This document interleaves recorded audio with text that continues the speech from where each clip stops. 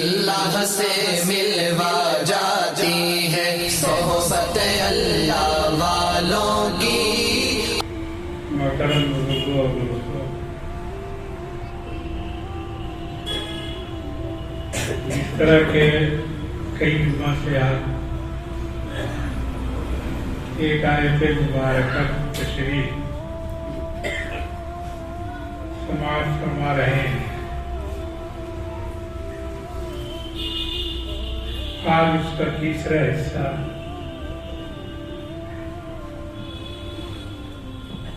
یعنی نبی کے بعد صدیق اور صدیق کے بعد شہید،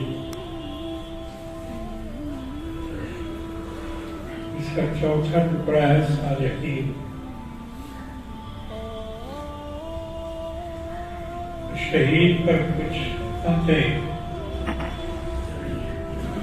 اس سے پہلے بھی جمعہ میں آ چکی تھی، اس کا مختصر سا تذکرہ ہوا تھا، مگر یہ چیپٹر بہت بڑا ہے۔ اللہ نے شہداء کا تذکرہ قرآن مجید میں جگہ جگہ فرمایا ہے۔ میں پہلے ہی بتا چکا ہوں کہ سارے قتل ہونے والوں کو شہداء قرآن نے نہیں کہا۔ اللہ کے راستے میں جو مارا جائے اس کو قرآن نے شہید کے درد سے نہیں پکارا۔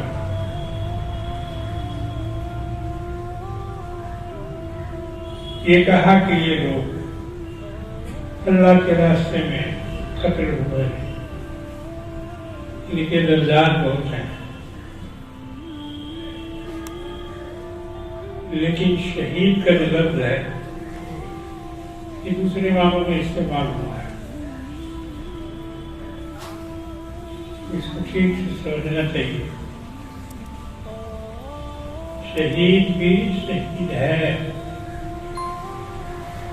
جو مقتول ہوا اللہ کی راہ میں، اس نے اپنی جان قربان کی، اس کو بھی شہید کہا جائے گا، اور وہ بھی شہداء کے درمیان ہے۔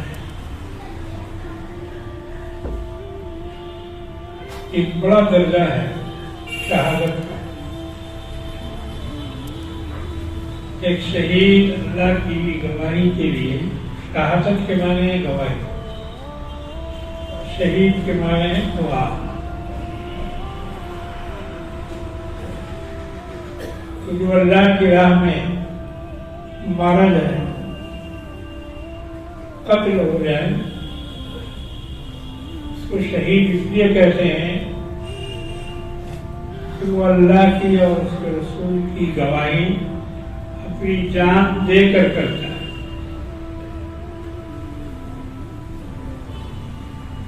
مسلمانوں کی جان لی جاتی ہے،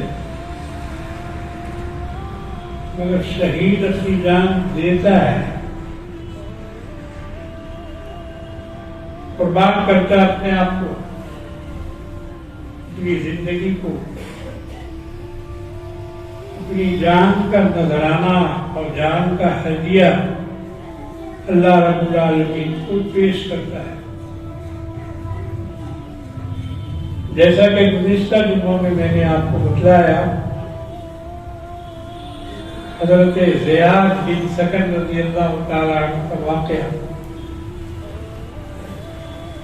کہ وہ کسی کافر نے تلوار ماری اور اس کے زخم سے کٹ کر وہ حضور نبی کریم صلی اللہ علیہ وسلم پر گرے۔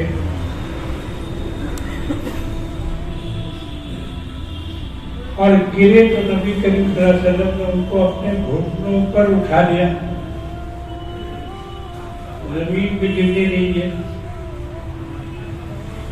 اب انہوں نے حضور کی طرف دیکھ کر فرمایا، یا رسول اللہ، کیا میں شہید ہو رہا ہوں؟ مجھے شہادت کا رتبہ ملے گا؟ حضور نے فرمایا ہاں بے شک تم شہید ہو گئے اور تمہیں شہادت کا رتبہ ملے گا۔ پھر پوچھا کہ یا رسول اللہ مجھے جنت بھی ملے گی؟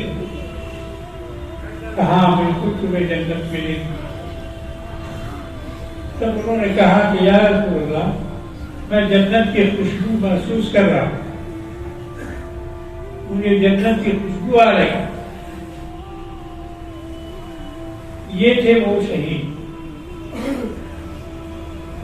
جن کے بارے میں اللہ نے فرمایا کہ ان کو نہ کوئی خوف ہے نہ کوئی غم ہے، اور یہ اللہ سے رزق پاتے ہیں۔ اللہ فرماتے ہیں وَلَا تَحْسَبَنَّ الَّذِينَ قُتِلُوا فِي سَبِيلِ اللَّهِ أَمْوَاتًا، جو لوگ اللہ کے راستے میں مارے گئے تو ان کے بارے میں یہ گمان مت کرو کہ وہ مر گئے، وَالْأَحْيَاءُ، بلکہ وہ زندہ ہیں۔ اب اس کو سمجھنا پڑے گا کہ وہ زندگی ان کی کیسی ہے۔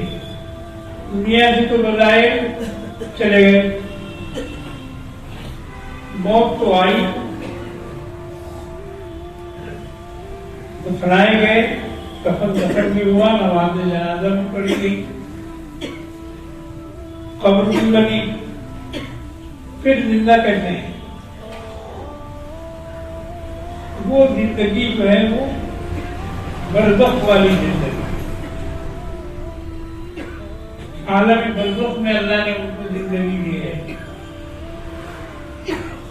اور اللہ فرماتے ہیں کہ وہ اپنے رب کے یہاں سے رزق پاتے ہیں، کھاتے ہیں، پیتے ہیں، ان کو وہاں سے روزی ملتی ہے، رزق ملتا ہے، مگر اس رزق کی کیفیت کیا ہے، کون سا رزق ملتا ہے، یہ تفصیل نہیں آئی، اس کو نہیں بتایا گیا، مگر اتنا ضرور بتایا گیا کہ انہیں غرام کو ایک نمبر اور دوسرے نمبر پر یہ اللہ کے یہاں سے رزق پاتے ہیں۔ یہ معاملہ آخرت کا ہے، عالم برزخ کا ہے، اس عالم کی باتیں ہم نہیں سمجھ سکتے، جب جائیں گے تبھی پتہ چلے گا۔ اس دنیا سے بیٹھے بیٹھے اس دنیا کو ہم نہیں دیکھ سکتے، جیسے ہم ماں کے پیٹ میں آئے، کب آئے، کیسے آئے، اور اس سے پہلے کہاں تھے، حالانکہ ہمارا وجود تھا کہیں نہ کہیں، باپ کی پیٹھ کو تھے، اور وہاں سے منتقل ہو کر ماں کے رحم میں داخل ہوئے،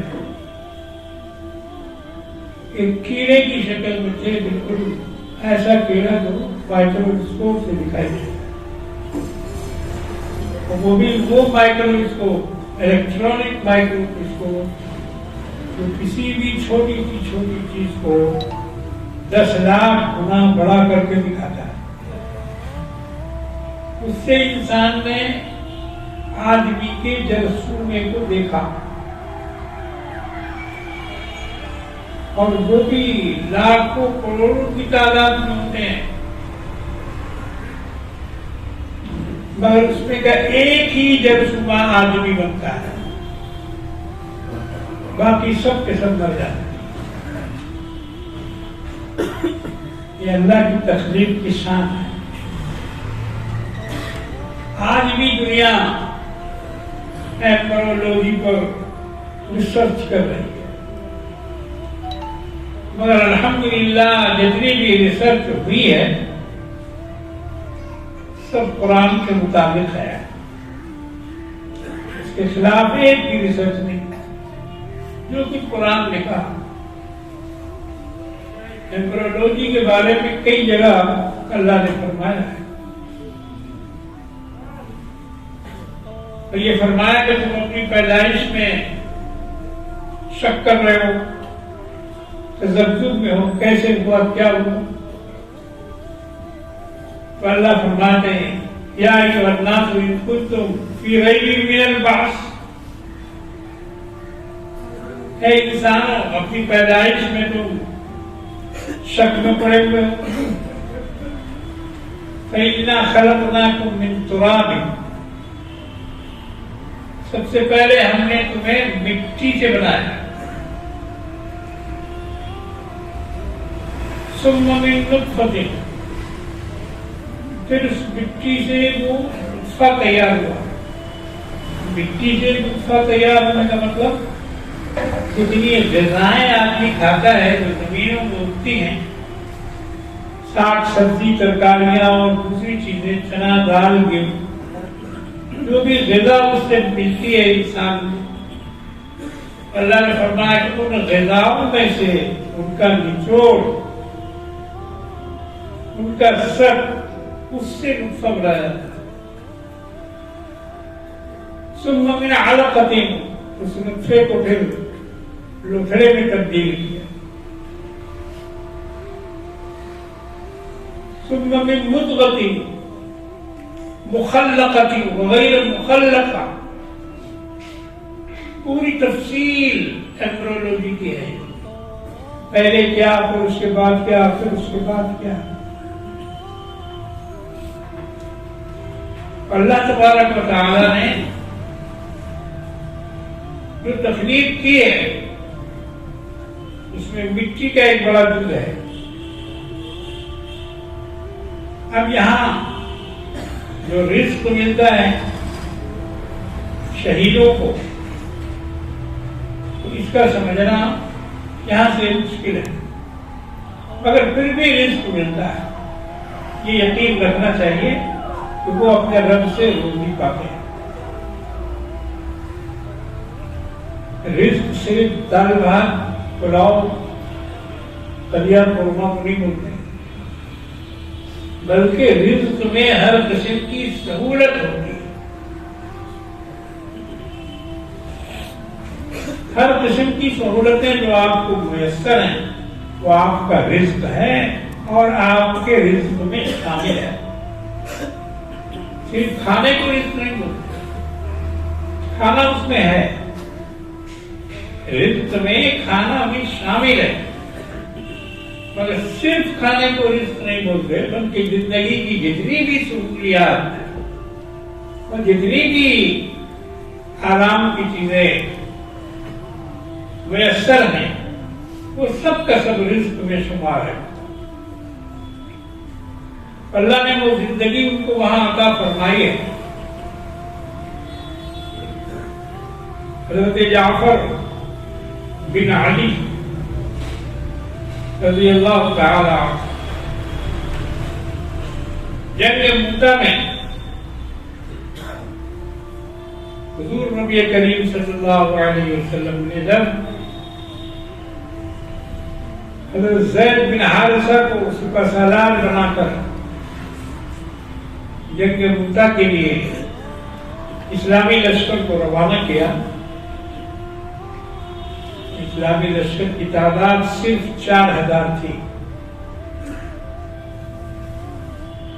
اور عیسائی بادشاہ جو ان کے مقابلے پہ آیا تھا اس کی فوج کی تعداد تقریباً 1.5 لاکھ تھی۔ 1.5 لاکھ کا مقابلہ کرنے کے لیے اللہ کے رسول نے جو لشکر بھیجا اس کی تعداد 4000 تھی۔ اب آپ سوچ لیجیے کیسا مقابلہ تھا، 1.5 لاکھ کے مقابلے میں 4000۔ اس کا سپہ سالار حضرت زید بن حارثہ رضی اللہ تعالیٰ عنہ کو حضور نے بنایا۔ یہ حضور کے منہ بولے بیٹے تھے، زید بن حارثہ۔ ان کو اللہ کے رسول نے اپنا متبنہ بنایا، तमन्ना कहते हैं मुंह बोला बेटा।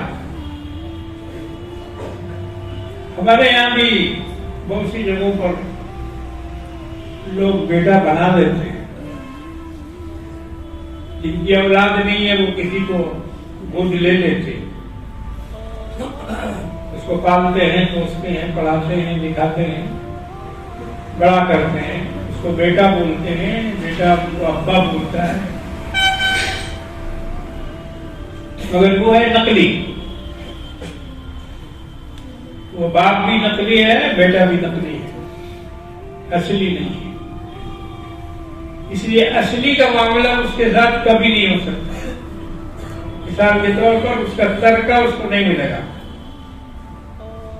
मरने के बाद उस बेटे को जो मुंह बोला बेटा था, बाप के माल में से तरका नहीं मिलेगा, हिस्सा नहीं मिलेगा। हिस्सा तो असली बेटों को ही मिलेगा अगर है तो, और नहीं है तो फिर देखा जाएगा उसकी बीवी है और दूसरे रिश्तेदार हैं, उनको तरका में से जो उनका हिस्सा है, किसी का 8वां हिस्सा है, माँ है तो उसका 6ठा हिस्सा है, इस तरह से हिस्से हैं, वो मिलेगा। मगर इसका तरका में कोई हिस्सा नहीं। हाँ, अगर आर्यतन उसको दे दिया जाए तो जायज है, नाजायज नहीं है। तमाम वारिसीन मिलकर उसको भी हिस्सा दें, ये कह करके ये मेरा बाप का मुबला बेटा है, इसको हमारे बाप ने पाला है, परवरिश की है, तो वारिसीन की इजाजत से उसको भी उसका माल में से कुछ दिया जा सकता है। शरीयत ने इतनी पाबंदी की है मुंह बोला, बल्कि निकाह शादी में भी शरीयत ने इस कानून को तोड़ा। हज़रत ज़ैद बिन हारिसा की बीवी से सरकार दो आलम सल्लल्लाहु अलैहि वसल्लम का निकाह हुआ। इन्होंने जब उनको तलाक दी, दोनों में निकाह नहीं हुआ, अल्लाह ने फरमाया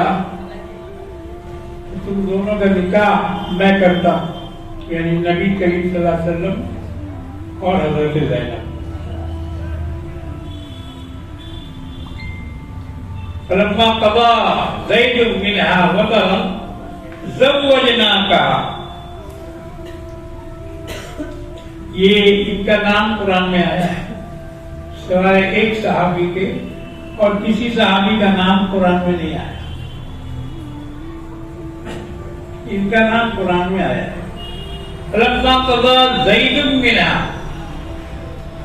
जब ज़ैद की जरूरत पूरी हो गई, बात मुकम्मल हो गई अदालगी की,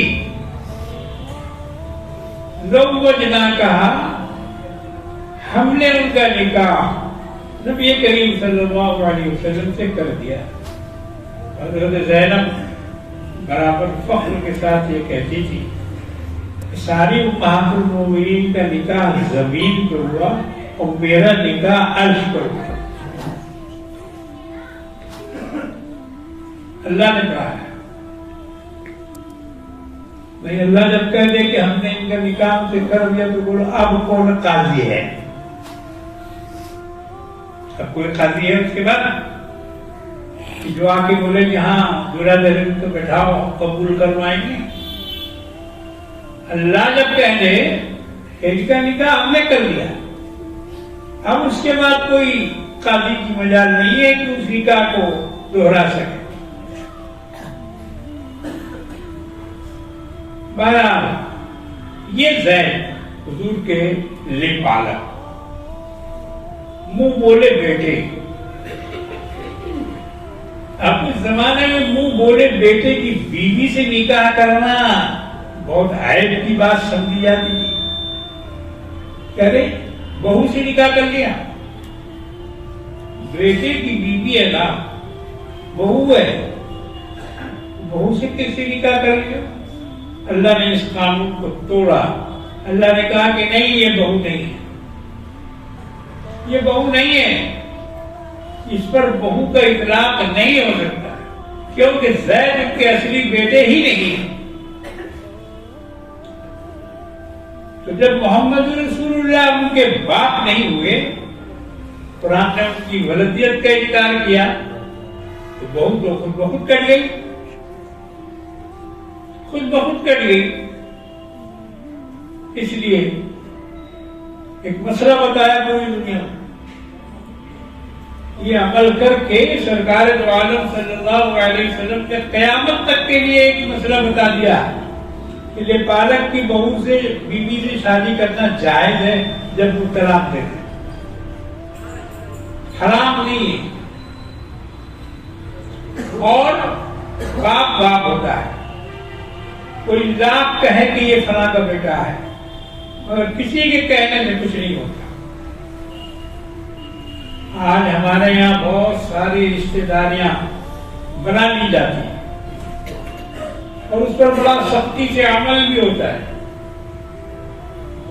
کسی کو بھابھی بول دیا، اب وہ زندگی بھر کے لیے بھابھی ہو گئی، اس سے پردہ نہیں، اس سے حجاب نہیں، اس سے کسی طرح کا کوئی مسئلہ نہیں، بے محابہ، بے پردہ گفتگو، بات چیت، آنا جانا، بیٹھنا اٹھنا، کھانا پینا. بولے یہ ہماری بھابھی ہیں. کسی کو باجی بنا لیا. یہ حج میں ہم نے دیکھا یہ تماشا، یہ جو عمرہ پہ جاتے ہیں لوگ اور بیوی کو لے کے جانا ایک فیشن ہو گیا ہے. ہر ایک کے ساتھ ان کی بیوی رہتی ہے، میاں بیوی عمرہ پہ جاتے ہیں. اب جب جاتے ہیں تو تمام شریعت کے قانون کو طاق میں رکھ کے جاتے ہیں. عورت بے پردہ گھومتی ہے، تمام مردوں سے ملتی ہے، بات چیت کرتی ہے، اور جو گروپ کے لوگ ہیں وہ تو سمجھیے کہ ایک طرح سے رشتہ داری ہو جاتے ہیں.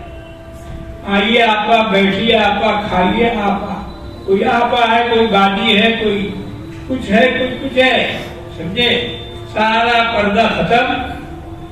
جس عورت کا پاؤں کبھی نہیں دیکھا تھا محلے میں، وہ عورت اس کے سامنے کرسی پہ بیٹھی رہتی ہے بے حجاب،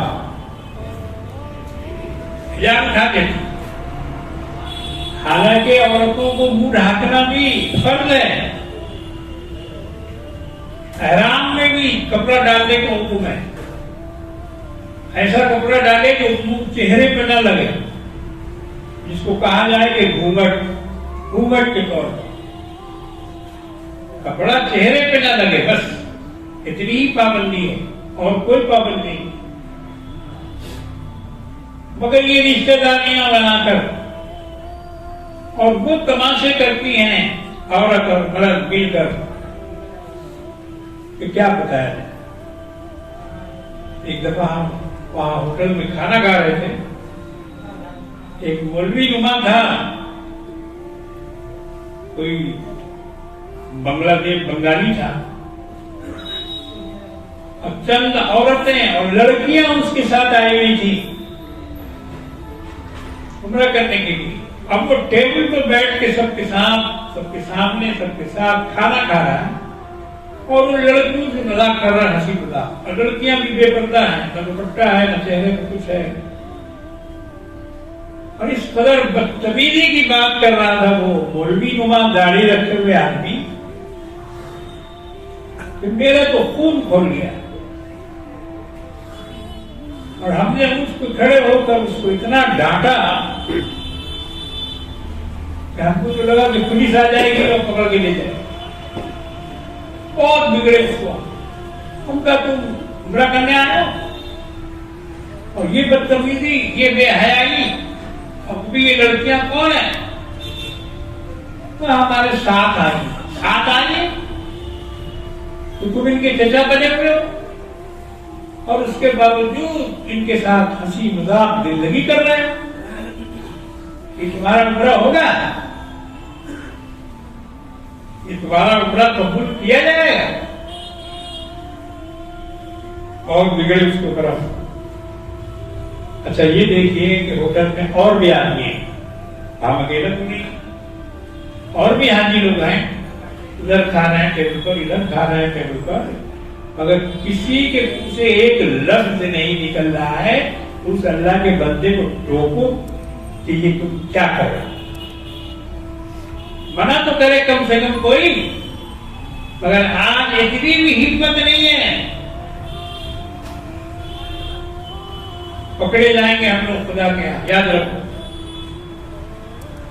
روکنے کی 3 طریقے ہیں، پہلا تو ہاتھ سے روکو، اس کے بعد زبان سے روکو، اس کے بعد بھی نہ ہو تو دل سے اس کو برا سمجھو۔ تو نہ آج ہم دل سے برا سمجھ رہے ہیں، نہ منہ سے کچھ بول رہے ہیں، اور ہاتھ لگانا تو بہت دور کی بات ہے۔ یہ امر بالمعروف نہیں عن المنکر، 2 شعبے ہیں قرآن میں، نیکیوں کا حکم کرو اور برائیوں سے روکو، مگر آج ہم نیکی کا تو حکم کر رہے ہیں، چلیے نماز پڑھیے، چلیے مسجد میں چلیے، چلیے کپڑا بدل لیجیے، چلیے جماعت میں چلیے، 3 دن کے لیے چلیے، یہ تو ہم کر رہے ہیں، مگر نہیں عن المنکر پر ہم خاموش ہیں، چپ چاپ ہیں۔ ہمارے محلے میں، ہمارے پڑوس میں، ہمارے ارد گرد کوئی بھی لڑکا یا لڑکی کچھ بھی کرے، ہمارے منہ سے آواز نہیں نکلتی، ہم اس کو منع نہیں کرتے، ہم اس کو روکتے نہیں، ہم اس کو ٹوکتے نہیں۔ اگر روکا جائے اور ٹوکا جائے تو محلے سے تمام برائیاں مٹ جائیں گی، یاد رکھو۔ ہمارے محلے میں ایک لڑکا تھا، اس نے 2 بہنوں کے ساتھ ایک ساتھ شادی کی، جبکہ حرام ہے، 2 بہنوں کو ایک ساتھ نکاح میں رکھنا حرام ہے، ناجائز ہے، مگر اس نے رکھا، نکاح کسی سے پڑھوا لیا، شادی سے، شادی کو بھی اور بیوی کو بھی ایک ہی لباس، ایک ہی ساڑی، ایک ہی بلوز، ایک ہی کپڑا، ایک ہی اسٹائل، دونوں کو سنوار کر، اور شام کو نکلتا تھا ٹہلنے کے لیے، بیچ میں اپنے رہتا تھا، اگل بغل دونوں بیویاں رہتی تھی، بیوی تو نہیں تھی، وہ شادی تھی، اور وہ محلے سے سج سنور کر جاتا تھا گھومنے پھرنے کہیں، اور اس کے بعد پھر واپس آتا تھا اسی طرح، جس طرح جاتا تھا اسی طرح سے واپس آتا تھا۔ سارے محلے کے لوگ، گھر والے، بلڈنگ والے، باہر والے، دکان والے، اس میں لیڈر، اس میں اور بھی بہت سے مڈل، مولوی، مولانا، مسجد کے امام، ٹک ٹک دیدم دم نہ کشیدہ، سب دیکھ رہے تھے اور کچھ نہیں بول رہے، اتنی بڑی حرام کاری، اتنی بڑی بے حیائی کھل کے، اب وہ لڑکا کر رہا تھا، اور کوئی سب نے منہ میں گھگنی لے لی تھی، کوئی کچھ نہیں بول رہا تھا۔ ہم نے ایک شخص کو بلایا، تو اسی کی بلڈنگ میں رہتا تھا، بے نمازی تھا، وہ رسیل تھا، بک لکھنے والا، اس کو بلایا، ہم نے کہا کہ تمہارے محلے میں کیا ہو رہا ہے، اور اس سے اس کا تعلق بھی تھا اس لڑکے کا، ہم کہا دیکھو وہ لڑکی سے نکاح کیا اس نے، وہ نکاح حرام ہے، شادی سے نکاح نہیں ہوتا ہے،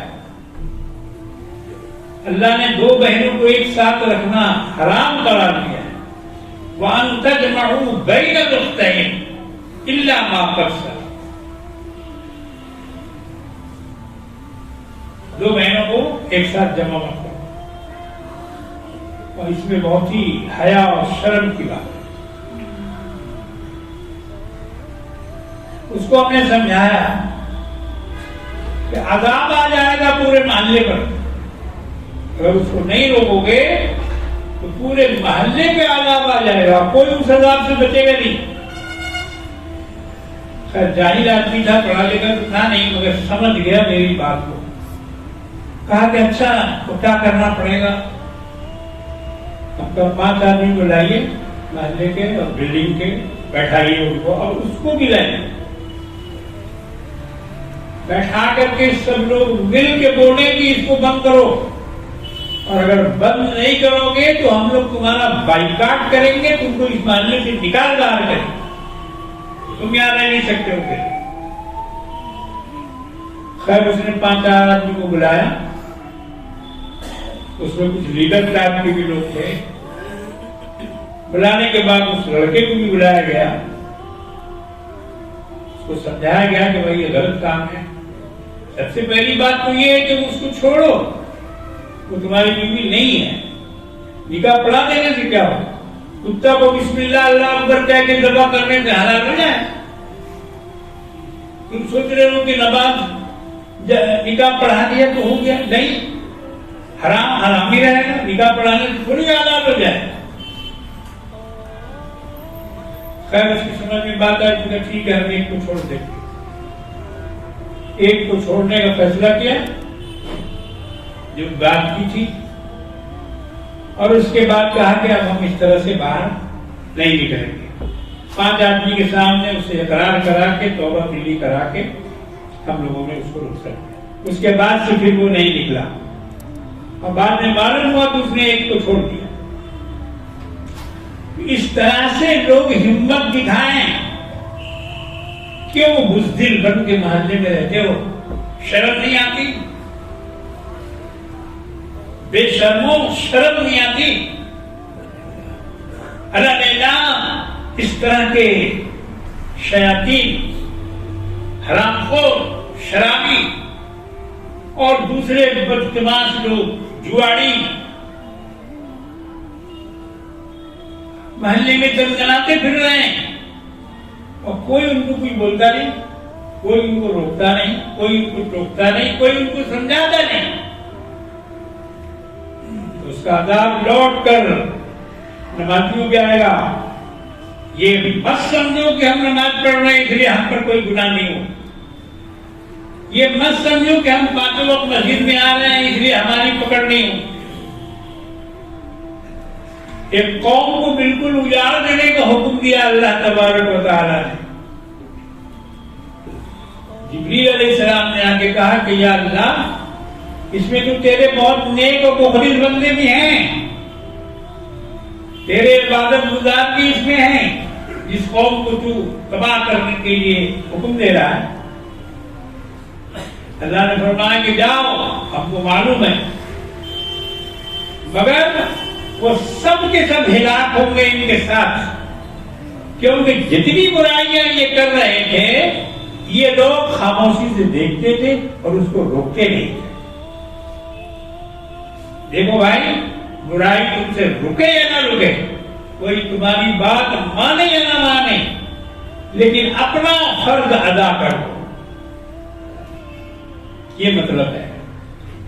اپنا فرض ادا کر دو، ٹوک دو ایک مرتبہ، بول دو ایک مرتبہ کہ بھائی یہ کام مت کرو، اللہ ناراض ہوں گے، اور اللہ ناراض ہوں گے سارے کے سارے لوگ اس میں گرفتار ہوں گے، ملوث ہوں۔ بہرحال میرے بزرگوں اور دوستوں، کسی کا نام لے کر کسی کو رشتہ دار نہیں بنایا جا سکتا۔ آج کل یہ بہت وبا پھیلی ہوئی ہے، خاص طور سے گھروں میں عورتوں کے ساتھ لوگ تعلقات بناتے ہیں، بھابھی کا رشتہ لگاتے ہیں، ٹیلی فون پر بھابھی اور دوسری چیزیں اس طرح کی، یہ سب رفتہ رفتہ بڑھتے بڑھتے دیکھتے نہیں ہو۔ آج کل انٹرنیٹ سے شادی ہو رہی ہے، انٹرنیٹ سے پیار ہو رہا ہے، انٹرنیٹ سے میرج ہو رہا ہے۔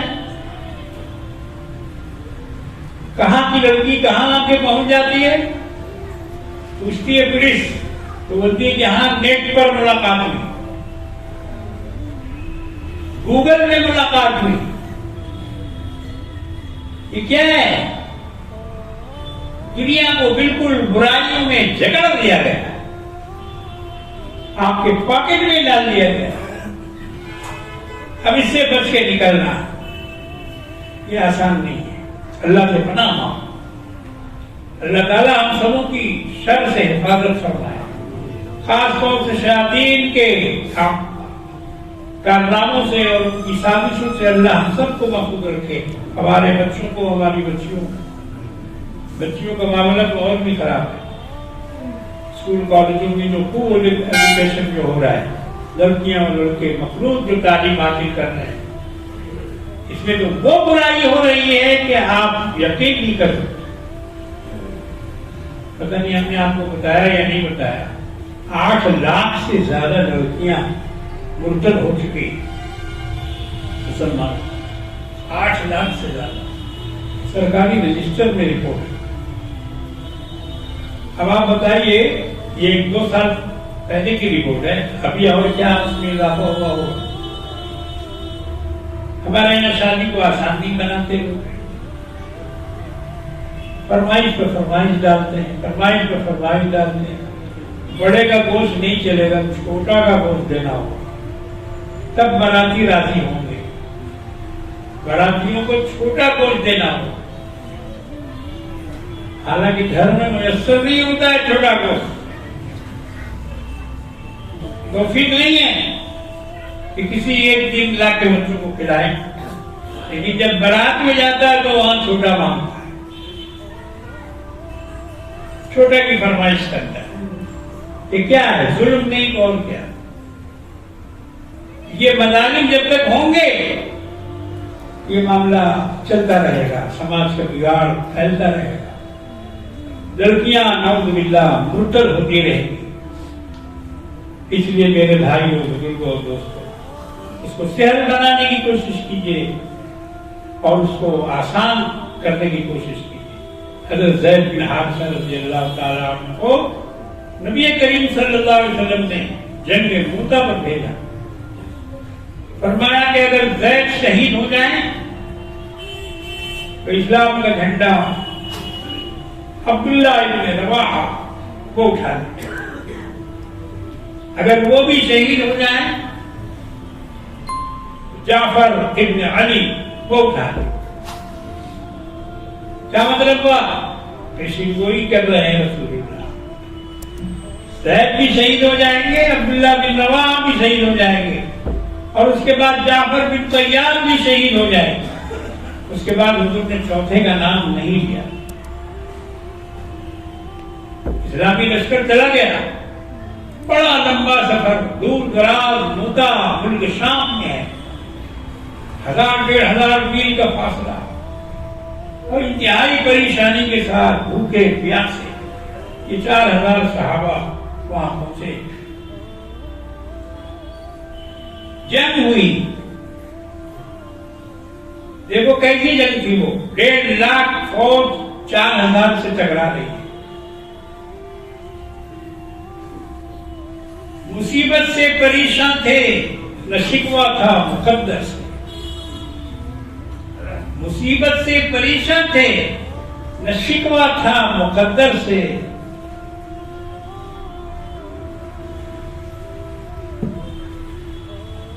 شجاعت کو کوئی پوچھے ابن حیدر سے، وہ نفس مطمئن بے خوف تھا باطل کی کثرت سے. یہ دیکھیے، وہ نفس مطمئن بے خوف تھا باطل کی کثرت سے. یہ حکمت دیکھیے، ٹکرا دیا شیشے کو پتھر. یہ 4000 کا لشکر شیشہ تھا اور اس کو ٹکرایا 1.5 لاکھ کی فوج. ہمت دیکھیے، ٹکرا دیا شیشے کو پتھر سے. مقابلہ ہوا. پیشین گوئی کے مطابق حضرت زید بن حارثہ شہید ہو گئے. اس کے بعد حضرت عبداللہ بن رواحہ شہید ہو گئے. انہوں نے اسلام کا علم اپنے ہاتھ میں اٹھا لیا. ادھر نبی کریم صلی اللہ علیہ وسلم کو وہ جنگ لائیو کر دی گئی، جنگ موتا لائیو کر دی گئی، یعنی حضور اس کو دیکھ رہے تھے بجسم خود، اللہ نے اس کو سامنے کر دیا۔ جب اب زید بن حارثہ شہید ہوئے، حضور نے فرمایا کہ زید بن حارثہ شہید۔ پھر اس کے بعد عبداللہ بن رواحہ جب شہید ہوئے، جنگ کا علم ان کے ہاتھ میں تھا، حضور نے فرمایا کہ عبداللہ بن رواحہ بھی شہید۔ تیسرا علم حضرت جعفر الطیار رضی اللہ تعالیٰ عنہ کے ہاتھ میں تھا، حضور نے فرمایا کہ جعفر بھی شہید۔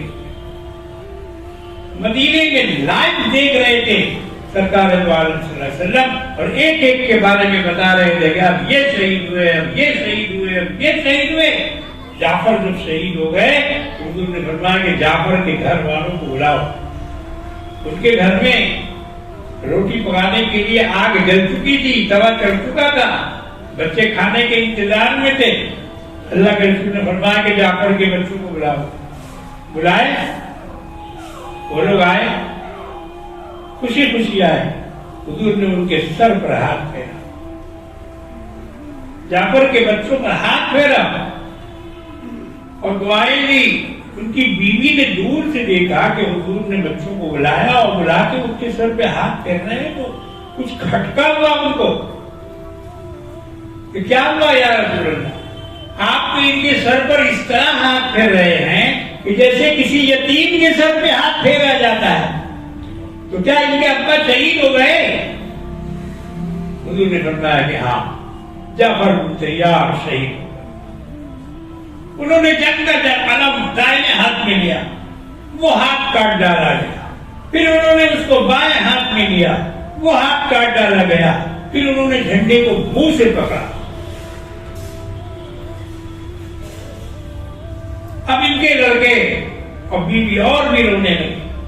فرمایا غم مت کرو، اللہ نے ان کو جنت میں دو بازو دیے ہیں، دو بازو دیے ہیں دو ہاتھ کی جگہ پر، اور وہ اس سے جنت میں اڑیں گے، تمام چاروں طرف اڑتے پھریں گے۔ اس لیے ان کو جعفر طیار کہتے ہیں، طیار کے معنی اڑنے والا۔ یہ لقب سرکار دو عالم صلی اللہ علیہ وسلم نے دیا۔ انشاءاللہ اگلے جمعے میں اس کے بقیہ حصے آپ کے ساتھ پیش کرنے کی کوشش کروں گا۔ آخر دعوانا الحمدللہ۔